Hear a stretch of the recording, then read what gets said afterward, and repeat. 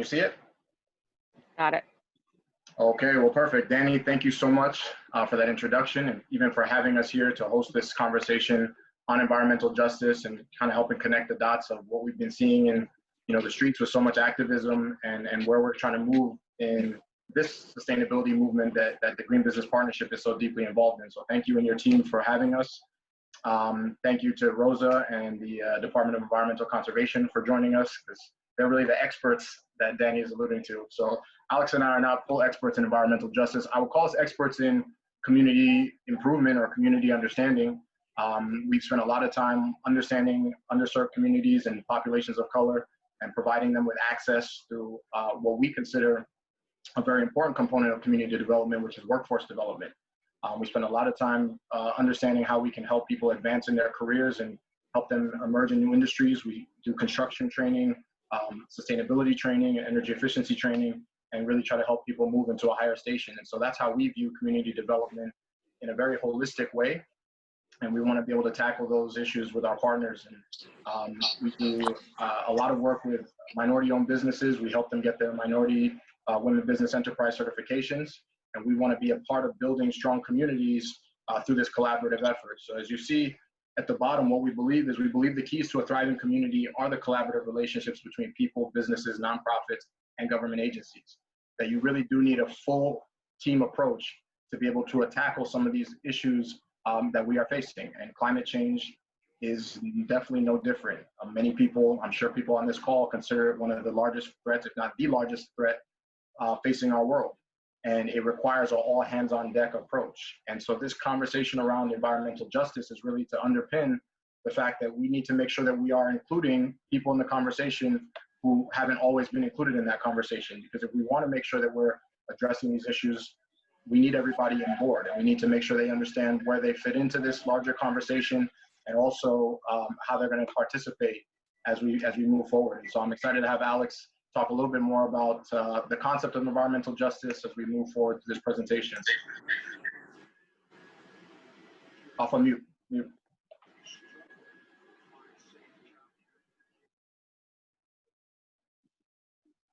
I don't know why I can't. Everybody hear me? Yes, we can hear you now. I put on mute. Thank you for that. All right. So again, to Dwayne's point, right? I mean, we are currently in a situation where it's a pivotal moment in human history where we literally are fighting for our survival, right? And this is all due through climate change, a lot of which can be said is caused a natural cycle, but a lot of it has been accelerated with human activity. And that's something that is what we're discussing here, and how to get in front of this situation, right? One of the way we're going to be able to drive this, again, to Dwayne's point, is through environmental justice, okay? And to be able to continue this conversation, I would like to be able to read to you what the definition that the Environmental Protector Agency has provided as what this means. Okay, environmental justice is the fair treatment and meaningful involvement of all people, regardless of race, color, national origin, or income, with the respect to development, implementation, and enforcement environmental laws, regulations, and policies. To reiterate, it begins with fair treatment and involvement of all in respect to the development, implementation, and enforcement environmental laws. This is exactly what we want to talk about today. And to really encapsulate this sentiment, I would also like to read Dr. Brouillard's quote, an award-winning author of 18 books, that is considered to be the father of environmental justice. Environmental justice embraces the principle that all people and communities have a right to equal protection and equal enforcement of our environmental laws and regulations. America is segregated, and so is pollution. Race and class still matter and map closely with pollution, unequal protection, and vulnerability. This is a powerful message that illustrates the reality of what environmental justice truly is, where the whole community has the right to equal protection and equal enforcement of environmental laws and regulations. We must stop the segregation of pollution, and furthermore, the opportunities that that come with the transition of the clean energy economy. We believe that again, to be able to accomplish these goals, we can utilize the triple bottom line. And this is something that Van Jones, that has been a leader in this space, has articulated very, very well and made very popular, that true gains and true profit doesn't just come from thinking about the economic gains, but it truly comes focusing on environmental gains, which make sure that we're getting clean energy, using renewable energy, and the resources that we're using are efficient. That is also meeting social needs, right? That is just, equitable, and all inclusive. And again, the economical needs, again, of being transparent, responsible, and having sustainable growth. By not implementing this triple bottom line, we're going to make vulnerable, we're going to have vulnerable communities again fall prey to these advancements and not be able to participate. And Dwayne will be able to really be able to unpack this a little bit further. Oh, thank you. So as Alex just mentioned, Dr. Bullard is one of the first that I learned of who studied this issue in depth, and he had a study that he did from 1987 to 2007 called Toxic Waste and Race at the 20. And it was a very interesting study. I didn't get to dive into all of it. It's very comprehensive, but what he basically was finding and what has been found is that our air pollution, our toxic exposure, all these things are having negative impacts, and they can be directly linked to race, even more so than economic status. That race is kind of one of the big determinant factors in terms of where pollution is and where some of the toxic sites are. So air pollution, statistics have shown that 66% more air pollution is found in communities of color. And I think another study was actually showing that about 56% more of that is pollution that they didn't actually create. So it's coming from other sources other than what's being created within the community. That exposure to particulate matter and that pollution in the air makes African Americans 3 times more likely to die from that exposure to that pollution. The big one that he found, again, through studying this research, and it's kind of one of the first big studies on this, was they were putting, the treatment plants, the power plants, the incinerators, all these things in poor and communities of color until, this social justice movement came around, this environmental justice movement came and started holding them accountable and started measuring and quantifying and holding the data. But they were finding that more than half of the people who live within 1.86 miles of toxic waste facilities in the United States are people of color.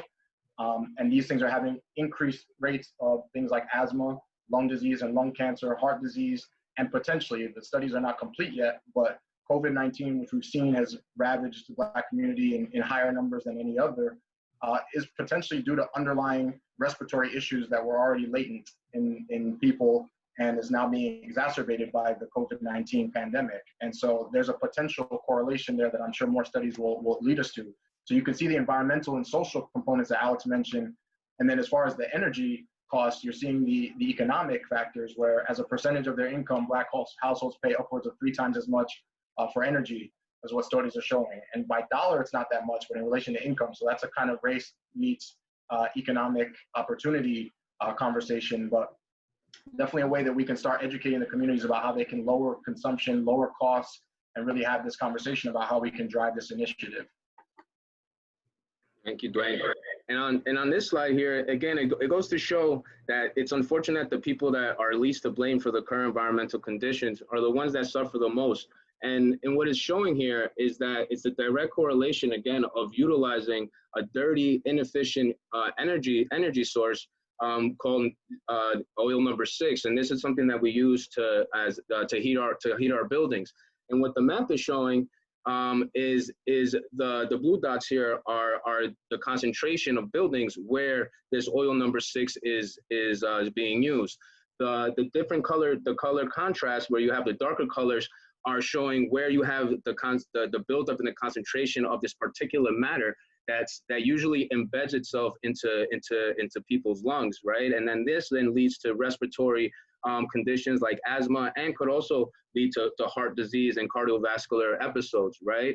And again, this is a direct correlation of how pollution, right, and the use of these dirty fuels again correlates to the health of the community, right? And if you take a look, there's a big chunk of Harlem and the Bronx that obviously are impacted by this. And again, there's no surprise that the correlation there of these health issues are there, right? So the good news on the other end of this is that being that this has come to the foresight come to the front end of things, is that there's going to be a large opportunity, an enormous opportunity for people to make the changes and implement these changes that are coming, right? And in order to mobilize the labor force that is going to be needed to be able to modernize the system, it's going to take more people, right, or a bigger labor force than we did it back in World War II. I was highly surprised when I heard this point. But in order to get to that level of mobilization, it has to be an all-inclusive opportunity to be able to have all communities get involved in this transition into this space. Absolutely. And you know, what Alex is saying is that representation matters, that it needs to be an inclusive discussion, and you need people who have the interests of these communities sitting at the table when certain decisions are being made. You know, in the 40s, 50s, when some of these power plants were being placed in communities of color, they weren't in the city planning meetings, the zoning meetings, legislative meetings to really have a say in how that was being broken down. And we're seeing it, unfortunately, still play out today. And so this was a study done by an organization, what's called Green 2.0 study, came out of the University of Michigan in 2014, and they just had an updated one in 2019 that showed virtually no change. So from 2014, this was a more comprehensive study that showed that people of color make up about 36 to 38% of the US population, but hit a ceiling at 16% of the staff in organizations in which they surveyed. And I think it was 191 environmental organizations, environmental conservation organizations, like 70-something government institutions, like another 28 grant-making institutions, all focused on environmental change. And so they were seeing that there was not broad representation across these various industries. And so that failure to really recruit, hire, and promote people who have maybe a different perspective or a different tie to certain communities has shown that there could be potential issues, again, with representation at those levels. And so what they were seeing is that at the intern level, you would sometimes have closer to representation. If there's 36% of the population, you would have them as internships. But once you got to leadership roles and board position roles, there was significantly less people of color having a say in some of the decision-making processes. And so that's part of the environmental justice approach that needs to get reversed, is how do you make sure that when you're at meetings, and many of the people that are on this call participate in high-level meetings about sustainability, how do you make sure that you're including people in the conversation who also have a vested interest in making sure that this is really a collective effort?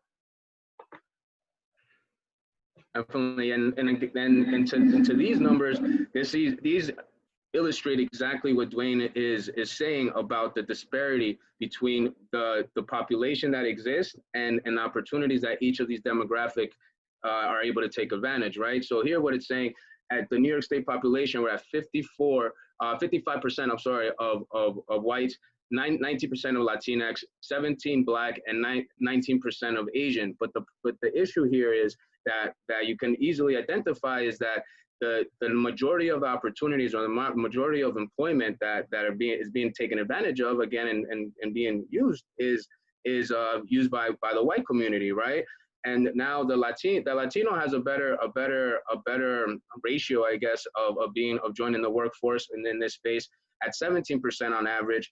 And then the Black community, we're on across the board, we're about 7%, right? In the Asian community, we stay around 6%. So again, the correlation there continues to show that even though these opportunities, and there's a lot of good intention around this, around bringing these jobs into underserved communities, the LMI community, as they say, it still has not happened, right? And again, to the conversations that we want to continue to have, and again, being transparent and honest about it, is to show that this is continuously the trend, right? And that's why we're here, and we really want to be able to start figuring out different ways to really change these numbers and make them much more balanced, so everyone again could benefit from a fair salary and work in a career that best benefits them, right? And is meaningful. This is the one beautiful thing about being in this space, that we get to do something that is meaningful and is actually exciting to be in this space.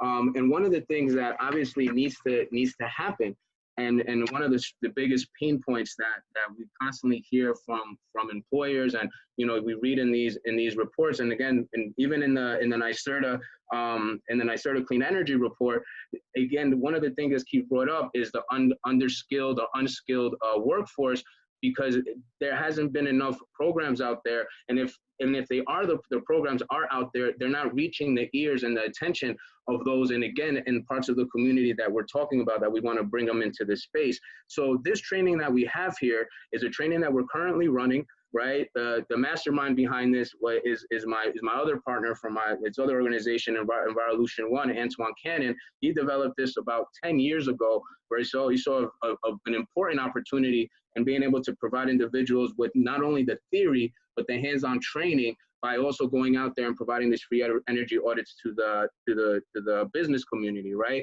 And what's wonderful about this is that it creates a win-win approach, right? Because participants get not only the theory, the level of experience that actually leads to them get the job, but by us going out and doing these energy audits and offering this information to the small businesses, we're actually generating a demand for that labor force to continue to implement these services, right?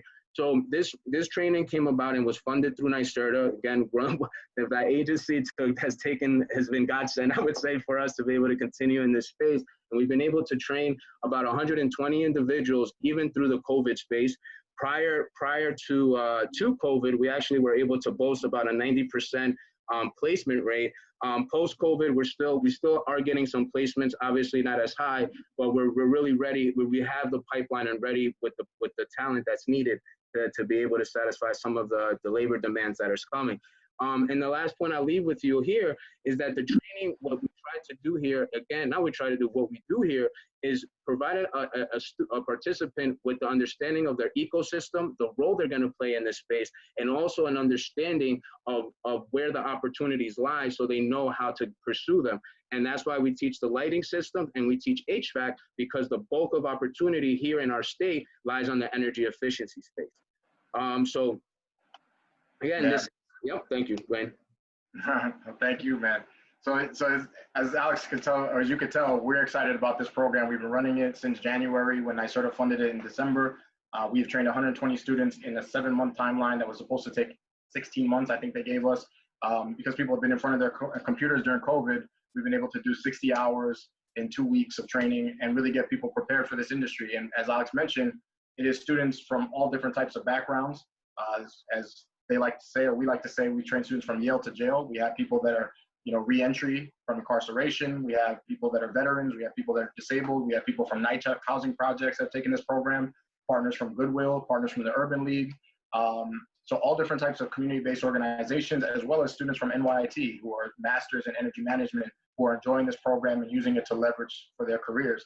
And as they go out into the communities and educate business owners, building owners, homeowners, resident owners about the needs for energy efficiency, but also the savings around it, the incentive programs around it, it helps these communities better understand the landscape and have a vested interest in the collective goal that we're all trying to get to, as not only as New York State with our 2050 goals and everything else, but just in the concept of what we're trying to do with climate change. And so it's been an impactful program.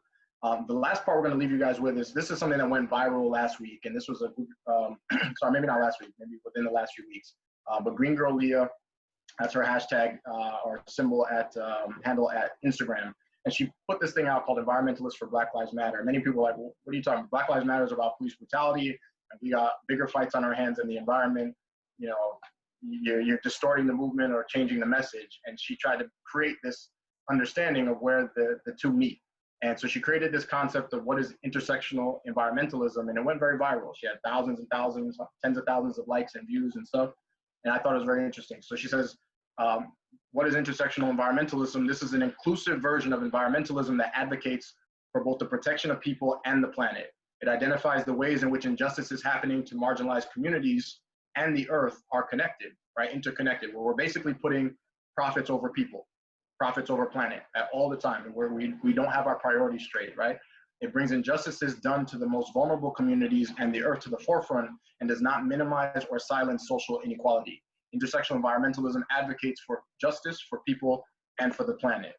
And so what she advocated for, and I'll advocate for it as well, is that we all take a pledge. And so I'm not going to ask anybody to come off of mute, so we're not all over talking each other, but if you want to read through the pledge as I read through it, I think there's a lot of power with it. And so the pledge states, I will stand in solidarity with Black, Indigenous, and people of color communities and the planet. I will not ignore the intersections of environmentalism and social justice. I will use my privilege to advocate for Black and brown lives in spaces where this message is often silenced. I will proactively do the work to learn about the environmental and social injustices Black, Indigenous, people of color communities face without minimizing. I will respect the boundaries of these community friends and activists and not demand they perform emotional labor or do the work for me. I will share my learnings with other environmentalists and my community. I will amplify the message of Black, Indigenous, people of color activists and environmental leaders, and I will not remain silent during pivotal political and cultural moments that impact these communities. And I thought that was a very powerful pledge. And we are right here in the fight with all of you. We want to see our community strengthen. We want to see economic and social and environmental development on all levels. And we hope that you guys will join us in that fight. So you can contact us at soulfulsynergy.org or any of the contact information you see at the bottom. We're super excited to have Rosa up next. I know Danny's going to do a little intro to her, but she really is the expert in this space, and we wanted to kind of show the kind of justification for her work, right? Where the opportunity is, and then she's going to talk about some of the policy and really where the state is giving the funding to do this work that we need. So thank you all.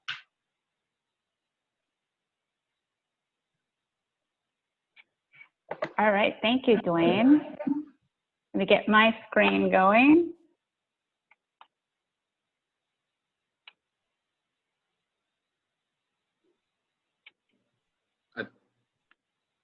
Okay, great. I think Danny was trying to say something.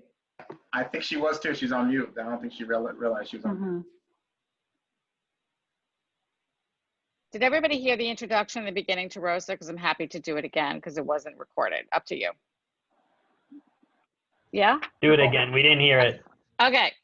So Rosa Méndez is the director of the Office of Environmental Justice at the New York State Department of Environmental Conservation, or the DEC.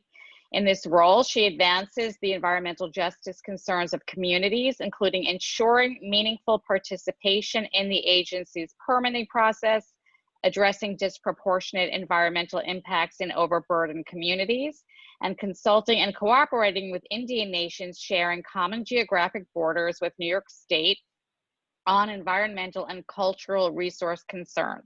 Rosa is a graduate of Vermont Law School and earned her BS from Cornell University. And it's my pleasure to introduce you.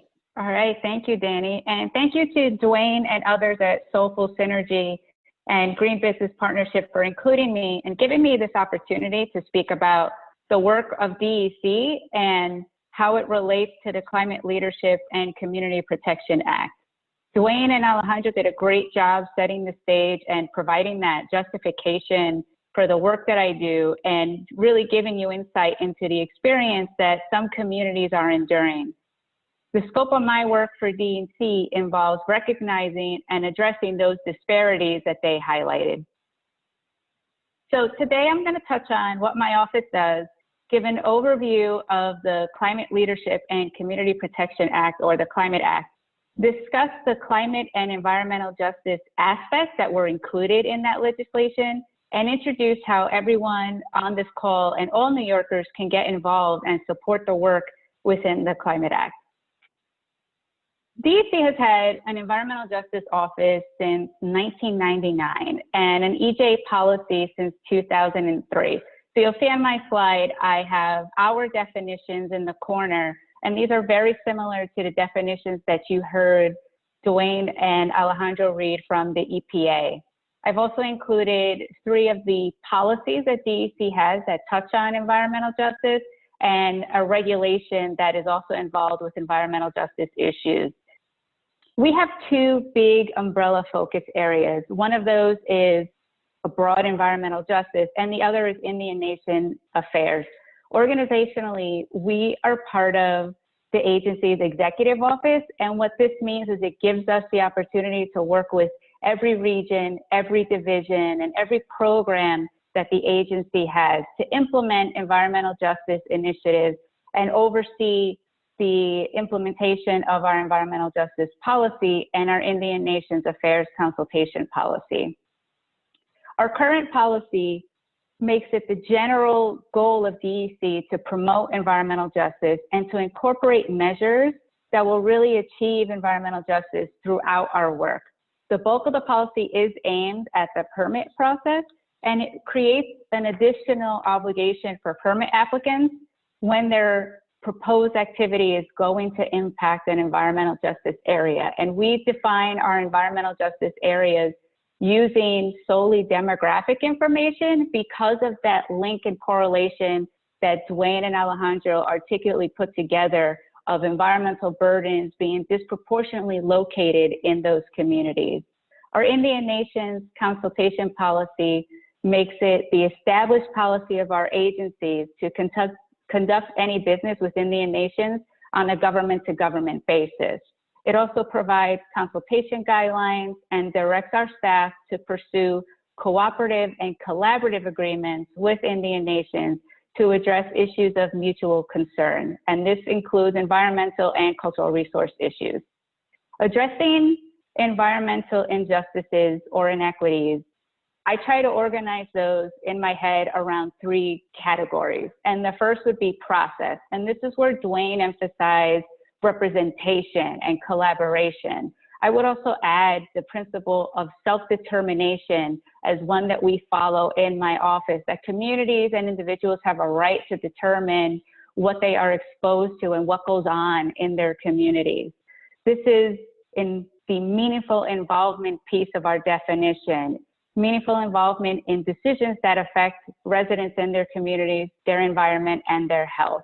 It also includes access to information. And one of the things we really focus on is how transparent the agency is, how easy it is to get information from us, and that it is presented in a way that provides context so that people living busy lives can understand it when they read it one time and not have to really delve down deep into statistics and other information. Next is procedure, and this is the equal protection under the law that you heard referenced in Dr. Bullard's quote. This includes how legislation is made or regulations, as well as how they are enforced. And finally, distribution, the spatial fairness of where environmental benefits are going, but also where those environmental burdens are located. Where are we using our resources? Who is benefiting from the work that DEC does protecting the environment? Are they equitably distributed? Where are environmental burdens currently located? And importantly, what we do is we work on those systems. We try to see if years of practice are showing us that there are barriers to participation or barriers to accessing the benefits that we provide, and then we correct those. We work with divisions and programs to address all 3 of those categories I mentioned, and we provide training to agency staff and also outside of our agency. And lastly, I'll mention we have a grant program where we support community-based organizations because we find that those are the groups that best understand the environmental issues in their communities and the residents of that community. And we try to support them with various grant opportunities, including our community impact grant program, which is up on the screen. And 2 years ago, we had a green jobs training grant opportunity where we funded community-based organizations to either partner with other entities that do workforce training in the clean energy or other green job spaces, or to provide that training on their own. That was an overview of what we do, and I wanted to touch today on the Climate Leadership and Community Protection Act because climate change is one of the environmental justice issues that we focus on. And this act was signed in July of 2019. It has some of the most aggressive climate action target goals in the country, and that includes a 40% reduction of greenhouse gas emissions by 2030 and 85% by 2050. And I want to mention that the act, its goals, and the environmental justice pieces contained within wouldn't have been possible without the tremendous efforts of grassroots organizations and environmental justice advocacy groups who not only pushed to get this legislation passed, but also informed the provisions within. The biggest part of the act that I'll touch on today is the creation of the Climate Action Council. And this is a body co-chaired by DEC and also NYSERDA, with representation from other state agencies and appointed members that were appointed by the governor and the legislature. This 22-member committee will prepare a scoping plan that is going to show how the state will achieve its bold clean energy and climate agenda. The council will also oversee sector-specific advisory panels so that they are getting information from experts for that scoping plan, and also work in consultation with the Climate Justice Working Group that you'll hear about on the next slide, and an Environmental Justice Advisory Group that was created in separate legislation. The Climate Act includes many climate and environmental justice commitments and goals. First, it creates two structures that will help ensure that climate justice and just transition are centered in implementation of the Climate Act. And one of them is the Climate Justice Working Group. This group was announced in June, and they will provide an important advisory role for the Climate Action Council for strategic advice incorporating the needs of disadvantaged communities in the scoping plan. And they will also be establishing the criteria for how to identify these disadvantaged communities. That criteria will include things like pollution burden, socioeconomic information, and also vulnerability to climate change. The Just Transition Working Group will also play an advisory role to the Climate Action Council, and it's going to be focused on workforce development and training. And you heard Dwayne talk about the opportunity that is presented to us as we address climate change in New York. They are also going to especially focus on disadvantaged communities and underrepresented segments of the population. And they will also look at impacts to energy-intensive industries and related trades, and issues related to the closure of electric generating facilities. They're also going to do a study on the number of jobs created to counter climate change, protection of jobs, skills, and training that are required to support those jobs, workforce disruption, and transition. And all of that is going to be prepared and given to the Climate Action Council. The Climate Action Council will also identify measures that will reduce the emissions of co-pollutants in disadvantaged communities, because largely we're focused on greenhouse gas emission reductions when we talk about climate change, but we also have to understand that there are communities that are experiencing disproportionate burdens to co-pollutants that impact their health, and you heard about that earlier. DEC also has some environmental justice related goals within the Climate Act, and that includes ensuring no increase in co-pollutant emissions or disproportionate burdens on disadvantaged communities, and prioritizing measures that will reduce emissions. And I'll also add that all state agencies have the same goals to implement strategies that will reduce their emissions, and also to consider their actions so that they don't burden or further disadvantaged communities, and in fact will try to benefit those communities. Lastly, DEC will be coordinating with the Climate Justice Working Group to put together a community air monitoring program so that we can really understand the local pollution burdens experienced by some communities, and then prepare strategies to help reduce those emissions. Lastly, this is where the money comes in. The Climate Act provides for investments to disadvantaged communities. Agencies will invest or direct available and relevant programmatic resources in a manner designed to achieve a goal for disadvantaged communities to receive 40% of the overall benefits of that spending. And that includes clean energy and energy efficiency programs, projects or investments in the areas of housing, workforce development, pollution reduction, low-income energy assistance, transportation, and economic development. And those communities should receive no less than 35% of the overall benefits of that spending. Every New Yorker has a key role to play in addressing climate change and protecting communities for a sustainable future. There are many ways for New Yorkers and everyone here to get involved, and all of those opportunities can be found on the climate.ny.gov webpage.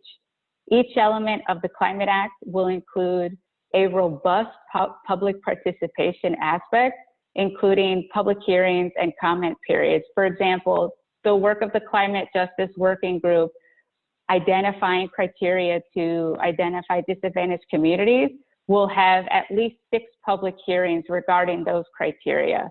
And the Climate Action Council will hold at least 6 public comment hearings on the draft scoping plan. So I encourage everyone to stay involved, stay connected. When you go to this landing page, you can put your email in and sign up for alerts, and you will get alerted every time there is a new way to participate or a new action for you to be involved in. And that's everything I had here. Happy to answer any questions you have. Thank you so much, Rosa. And we did get a couple, and Dwayne and Alejandro as well. That was great. Your presentations were really informative. We really appreciate it. We did actually receive a couple questions about the Clean Energy Academy. There seems to be some interest in maybe participating or referring people to participate. So we got a question about how you sign up and when is the next start date for, I guess, the next cohort. So that's an awesome question, and we're very excited that there's interest. I will say twofold.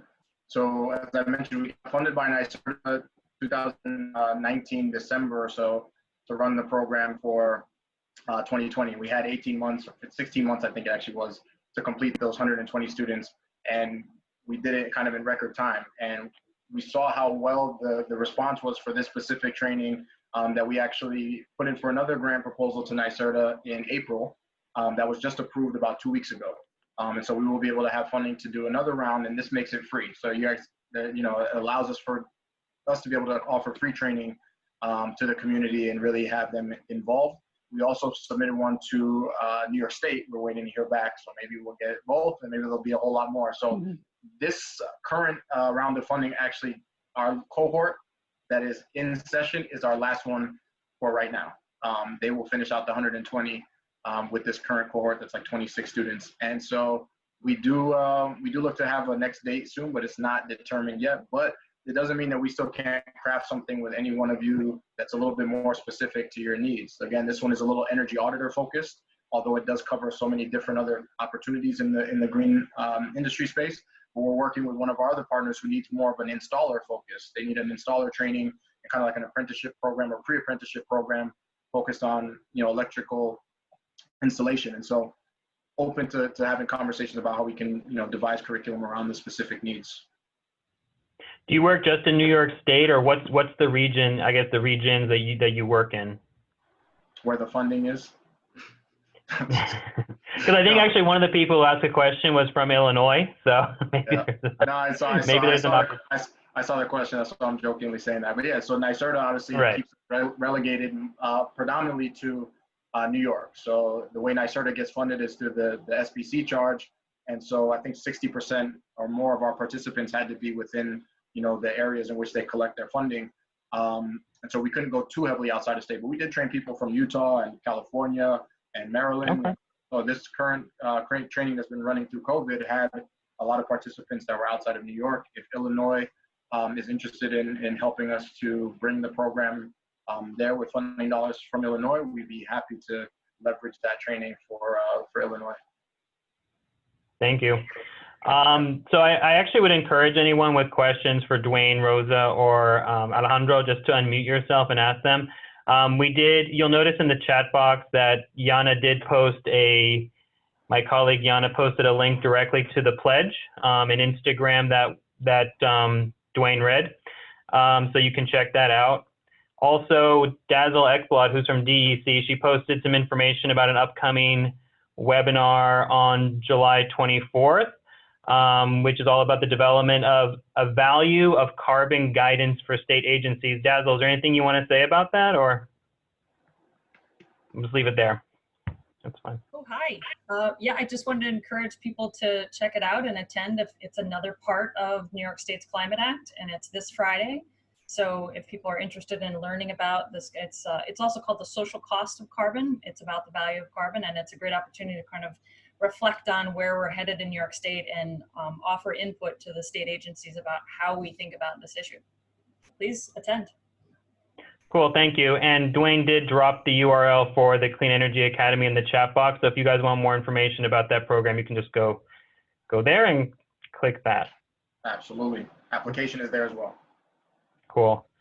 Does anyone else have any other questions? Feel free to unmute yourself. What time is it? 2:48. Okay, we have some time. Hey, it's Mike Giordano. How you doing? Hey, Mike. Hey, Mike. Hey, what's up, Dwayne? How you doing, How's buddy? it going? Good job, Rosa. I have a question for you guys. It's not really energy related, but I wanted to know, because I'm on my local energy, environmental committee, which focuses on energy. It's in Tuckahoe. But we just did a weekend called the summer solstice. It was a little bit late because it happened in June, but one of the areas that I focused on was trash. And when we talk about environmental justice, I guess if there's equality, I think the only thing we have in environmental that's equal is that the trash is everywhere. It was unreal how much trash I found, and especially with masks and gloves and things like that. Do you guys do anything with that for the state too? Because I think that problem, as we address these other issues that you're mentioning, there seems to be a lot of effort on that, which is great. But the whole trash thing seems to be like, I'm talking about street trash. It's getting blown away. Like nobody's really paying attention to it. And it's terrible because that goes into our rivers and then gets into our food chain. So I just wanted to think, I know it's a little off what you guys normally do, but I want to just throw that out there to see if you had any thoughts on that. I would let that be a Rosa or a GBP question, maybe. Still on mute, Rosa. Yeah, I think Rosa's on mute or your headphones stopped. Mute? How am I now? Good? Good. All right. I always forget I have to hit both buttons to unmute. So from DEC's perspective, we do have some, at least from my grant opportunities, some of our funded groups do trash cleanups in neighborhoods, but in general, the kind of trash litter issue kind of falls into the municipal and the municipality space. So, you know, I'm sure you're connected to your municipality area for those kinds of things. But I would encourage you, when next time we open up a round of our grant opportunity, to see if there are community groups that are doing some cleanups in your area using our funding. And they tend to focus on, they've even focused on catching floatables in waterways, because that can be a big issue for our CSO. So there's a lot of interplay there that you can see with our funded programs. Thank you. That's why we brought in the big dog. And There's Mike, gonna be some questions that we can answer, so yeah. and then Mike, I would say thank you for that question, because again, even though we didn't speak to that point, this always, it reminded me of something we learned about the broken window rule, right? When you walk through a neighborhood and you have a broken window, right, it tends to kind of just become something that is just the norm in that space, and people stop taking care of their space, right? So by you identifying the trash component, it really starts with something like fundamental like that, because then it gives the ownership, right, of the community, and people start taking more ownership in the space. So again, even though we didn't touch upon that point, it's still something that is part of this conversation, because it's incorporating all components of what it is to make a city a healthier place to live for all. Thank you. Alejandro, so I, learned about the urban garden that you are creating and, bringing in the community to help grow the garden, to help feed people. I mean, why don't you, Green Business Partnership is holistically about sustainability. It's about waste and energy and water, transportation, everything. That we're the big picture. And I was so impressed with what and why you decided to create an urban garden. So I'd love you to share that with everybody. Thank you. I wish I would have been outside for that. I would have, me, I get super excited to show it off.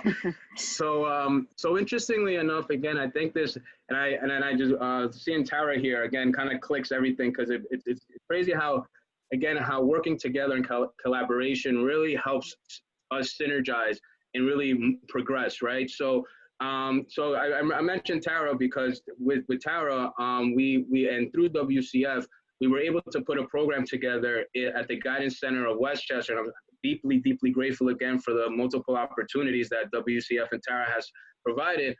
where we rolled out a construction-based training program, right?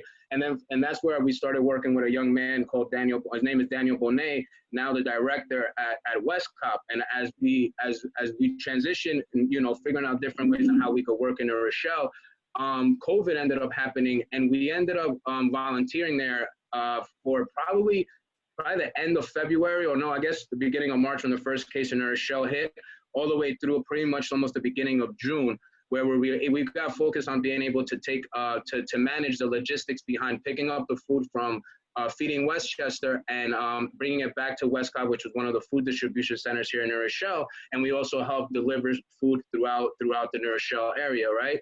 So as these things were happening, the numbers started coming in and letting us know that we were moving about 20,000 pounds of produce and food a week, right? And it just dawned on us that, you know, thank God we have a beautiful, you know, such a great organization like Feeding Westchester. But what happens if Feeding Westchester was to close down? What would happen if they had a situation where they couldn't provide this food? And we started discussing the opportunity of saying, hey, why don't we actually just try to see if we could start growing food here locally? And what we embarked on with Westcop, the housing authority here in New Rochelle, is putting together a program on how we're actually going to be growing food here in New Rochelle and utilize that same food to help feed those in need during these hard times, right? And usually we really want to be able to help alleviate these food deserts, right? We may have, you know, people in these underserved communities may have access to food, but not necessarily access to healthy food. And that's another point that we're really trying to combat there. And lastly is creating workforce development programs around this, right? Because we're looking on ways on how we can incorporate the construction and carpentry component of what we teach, and also again incorporate the urban farming. And this is again coupled with understanding that in New York City we have the new local laws of needing to green to make our roofs green, new developments and make our roofs green or provide renewable energy sources, right? Again, we want to make sure that we're paying attention to where the opportunities are coming down from. And I'll leave this with this last point of this, is that one of the things we like to utilize is the concept that we learned from Wayne Gretzky, right? Wayne Gretzky once was asked, why were you so great in playing hockey? And he said, while everybody else was chasing the puck, I was always going to be where the puck was going to be, right? And understanding that a lot of the opportunities people take advantage of here, and specifically in Westchester, our communities getting jobs in New York City, you always try to make sure that we're aligned with these things that are coming down the pipeline. So Danny, thank you for letting me speak to this, because it's something that we're extremely excited about. And I didn't mention, we're also about to add people talking to a cook that wants to help get involved in this space and create a workforce development program around cooking using the same vegetables that we're actually growing, due to the fact that we were also donating cooked food to hospitals and some other living homes. So, well, man, that's a grant opportunity if I ever heard one for the funders on the call. That's like absolutely a home run. Thank you. I'm so glad you shared that with us. Excited, super excited. So it's been wonderful. Anybody have any last comments or questions, or inspired to take a look in the mirror and see what we could all do? Yes, this is Dwayne Kennan out of Brownsville, Brooklyn, DRK. Dwayne and Alex, good to see you guys. Great presentation. I just wanted to say, you know, speaking of a grant opportunity, what you shared, we have in Brownsville times 20. You know, we have community gardens, we have park renovations that are happening that are connected to $100 million affordable housing initiatives. So I'm really excited about having continued conversations with you guys and see if you can replicate some of the things that you've done in Westchester and other places in Brownsville. I'm excited to see you on the call, man. You're a hard man to reach. I know you've been down south for a bit. Great to see you, man. Good deal. Very excited to have you. So yes, that is something we're going to be coming to Brownsville to do. And even right before COVID happened, we were planning to get a lot of the Brownsville community to be able to take this training, because this is, again, where we want to really be able to have the community members participate in the economic development and advancement that Rosa spoke to. Why we were so happy to have Rosa or somebody to represent the CLCPA is you saw that 40% of money going into disadvantaged communities. You know, we need to make sure that we have a seat at the table. and a vested interest, not only in the advancements and the energy efficiency components, but in the economic advancements that are coming from these investments from New York State. And so that's a big part of why we're excited to have this conversation today, is that it crosses across so many different lines. And so thank you all for having us. Thank you. I hope it was a valuable conversation. We really enjoyed it, and we really appreciate it. Yeah, I want the conversation to be continued, and we want to continue to explore with you, how can our businesses get involved? I've definitely been promoting your events, but, would love to really go deeper and see what we could do together and just keep exploring. And thank you for your leadership. And just really, you guys are amazing. You just seized the moment and rolled up your sleeves and got out there and started feeding people and got out there and started protesting, and just nothing seems to stop you. And it's really very inspiring and impressive. So can't thank you enough. Thank you, Rosa. That was great. Great to have a connection to the state. And we're going to share all the links and all the video and these presentations with everybody who is on this call, and we'll post it onto our website to make sure that everybody has access to the information. And this is just the beginning of a conversation. Thank you so much. Can I give one shout out while we're here? Sure. So I don't know if Antoine is still on the call, but our good friend Antoine that he mentioned with Evolution One, he's now a program manager at Wildan. And so we've been running this training program with Wildan for the last several months. But when COVID hit, they allowed us to use vans that they had sitting, because nobody could do any construction work, any installation work. So they had vans sitting in their parking lot that they allowed us at Soulful Synergy to operate as the liaisons to get to community organizations that need it. So Westcop had a van that they were helping move those 20,000 pounds that he mentioned. We were also able to get vans to Salvation Armies in Staten Island, in Queens, and in Harlem. And so they really stepped up, and that was really cool. So one shout out, we do this work because we're excited about it, but we have a lot of people that support, how we're moving forward. So thank you for everybody that is a part of the team. Absolutely. And we see some of the students on the call too, which is cool. Safwat, I see you, RL. A lot of the students that took our program over the last few months. So it's been great to have. Yeah, you got some shout outs on the chat about that. So it's really nice. Awesome. Thank you, everyone. All right. So this has been awesome. And again, we're just going to continue the conversation. Hey, so great to see everybody. Thank you. Bye. Thank you.